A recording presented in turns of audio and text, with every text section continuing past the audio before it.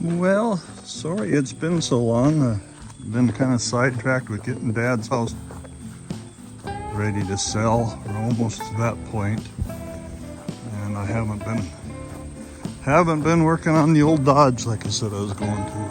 Life kind of got in the way. Anyway, I got a couple vice grips here. I'm gonna see if I can get the front part of that switch screwed off so I can get that switch out of there and maybe have a key made for the old ridge runner here. I don't know what to think. I hate to scratch it all up, but I mean that kind of fits in there. Look at that. Sometimes a dog shines on you know what. That come right off of there.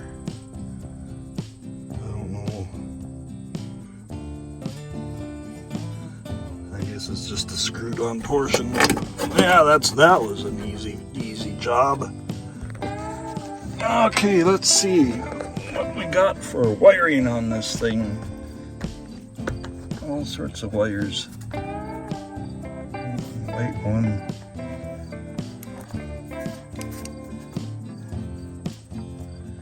I don't know how well they need to be marked. Let's see. The switch sits like where my thumb is. That's the top of the switch. So we've got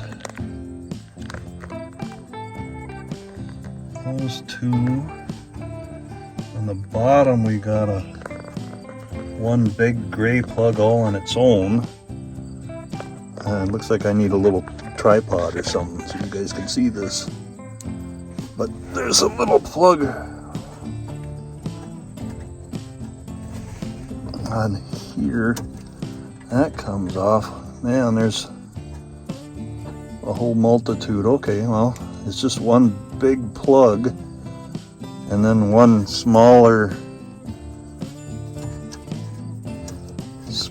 plug that goes. I should mark that. What did I say? This is the top of the switch and it goes right like that.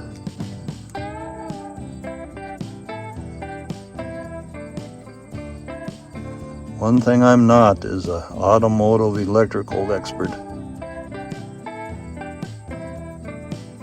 Anyway, we'll have to run this to town and see if we can have a key made or something.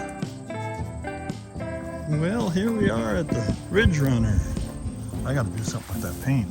Darn it.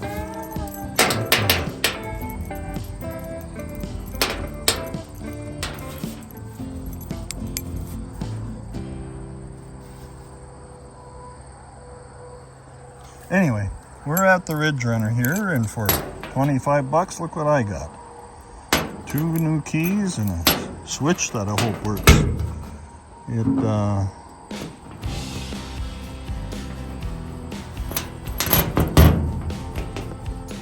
I'll put that in and see what it does. It looks like we've got accessory, starter, ignition 2, ignition 1. I don't know if I quite understand that. Ground, battery, ignition 1, ignition 2, accessory. Anyway, I'm pretty sure it sits in there like that.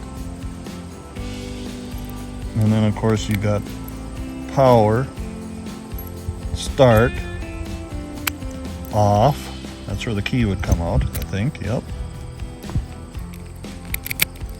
And then accessory.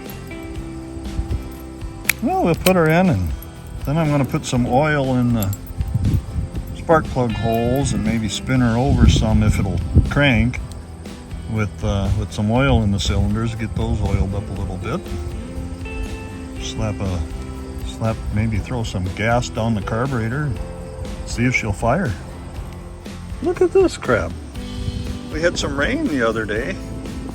That's just a piece of wood in the tailgate. You wouldn't hardly think that a piece of wood would make that good of a dam. But maybe, well, I guess you just need to ask a beaver. Whoa! Oh yeah. Huh, that's not good. That'll rust that box out. Oh, I see. There's dead grass and leaves and stuff in there that's making the dam.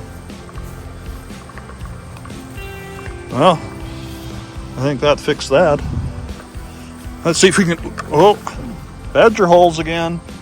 Let's see if we can get this switch back in here. I forgot to bring the tools. Boy, it smells like mice. Smells like mice really bad in here. Let's see. There were 2 sets of wires, if I remember. I should have had some dielectric grease to put on there. I really should. I think I'm gonna see if I can find some of that. We'll do some hunting and we'll get back to you. Well, okay, I found a spark plug wrench, or socket for one. I think they're 13/16ths. Ratchet. Take a look at these plugs and see what kind of a mess they are. Haven't been around Dodges all that much, and it just seems peculiar to me that these spark plugs run into the head at an angle like that. I've never experienced that before.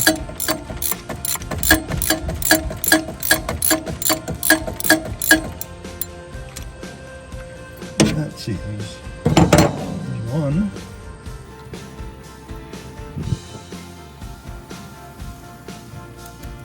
I like the spark plug wire holders on the valve covers. That's pretty cool.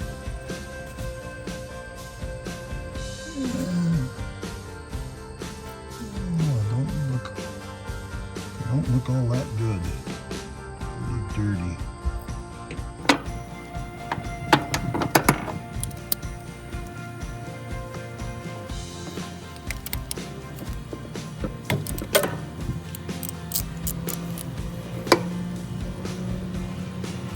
Cenex oil filter on it, I see. I think Carl used to buy quite a bit of Cenex stuff.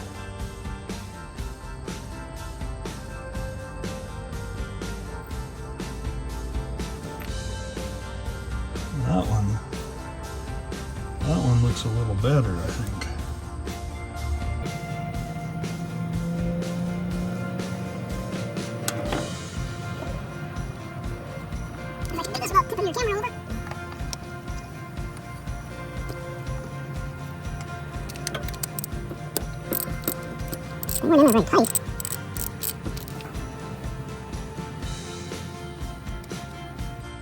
I've got some Marvel mystery oil I'm going to dump down in there a little bit. Get her set. When I get that switch in there,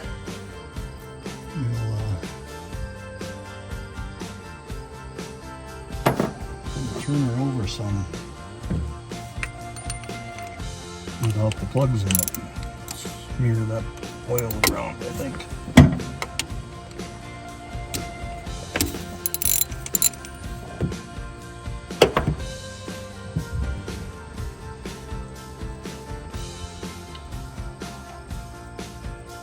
If this is a good engine, just for shits and grins, I think I'm going to put headers on it and a different intake and a different carburetor.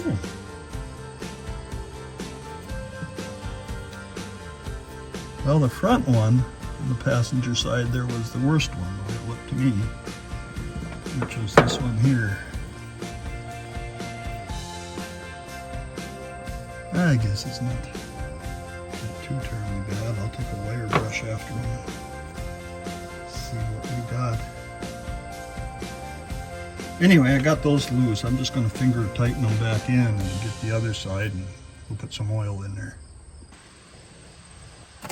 I was just looking here, And he's there's an old fuel filter. I don't know, he must have been having fuel pump issues. I see he put a electric fuel pump in there. I have no idea if that's going to pump fuel or not. And it comes around, comes up here on a rusty piece of line that's tied to the heater hose. And then there's another fuel filter. Lots of clamps. I don't know. Imagine if you get a pinhole in there somewhere, it's like trying to drink through a straw, you don't get anything. Anyway, just an observation. One other thing I was going to show you. I don't know, Carl was pretty good at electrical stuff. And he's got a switch box here with an outlet on it. That's wired. It looks like it goes into the back of the alternator somehow. A little light on there must tell you if it's got 110 to it or not. The mice have kind of plugged the ground ports on those outlets with crap. He's got some pretty good horns on there, but I noticed here, looks like June 15th of 1997, he changed the antifreeze on it. Anyway, I've got all the spark plugs loose. I'm gonna go find an oil can somewhere and put some of that Marvel mystery oil in it and give each hole a couple squirts and let that soak it a little bit. And I've showed you this before too. This is I suppose it's where when he had that 110 going, he had a remote throttle here. He could get more voltage ramped up with the thing. Okay, back again. I got the spark plugs out, and I got some of this Marvel mystery oil. And I got a funnel here that fits right down into the spark plug hole. And we're gonna pour some of this oil down into each one of those cylinders. Not a lot, you know, if we get a teaspoon, a little more in there, let it sit for a little bit. I might turn it over with the plugs out and let that soak for a while. And I'm gonna have to run to town and get some dielectric grease to put on that switch, and then put that together and throw a battery in here and see if we got any spark. And if we've got spark, I want to put a little gas in the carburetor and see if she'll fire up. I was just looking here. Carl, he was always engineering, you know, and I don't know. He's got, it looks to me like he drilled them in there. There's 5 1¼ inch holes in the firewall there. I don't know what that was all about, what his idea was there, but he had something figured out. Well, I dumped a little bit of that oil in each cylinder and spun it over a few times by hand. Apparently I got a little carried away and got too much oil in that first cylinder on the passenger side here. It kind of puked out on the exhaust manifold, but that's all right. I think it would do some good to get some lube down on those piston rings and cylinder walls before I try cranking on it too much. But yeah, I'll just pick up some of that dielectric grease for that ignition switch, and then throw a battery in here, see what we've got power on. If we got power to the ignition system, well, a guy can take and put some gas in the carburetor or down the throat and see what it does. Okay, one more thing before I forget. Staring me right in the face here. That'd be the brakes. I don't know. I'm almost afraid to look in here. since the pedal goes right to the floor. I hate working on brakes. Everything twists off and spins off and rounds off. It just, I don't have much luck with it. We'll see what we got down in here. Like I say, I'm almost afraid to open this up. I suppose it's all a bunch of rust and crap.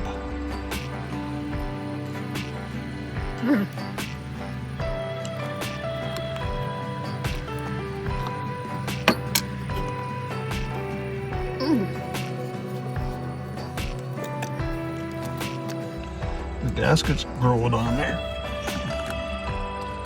Well, it doesn't look too bad. The gasket doesn't look good.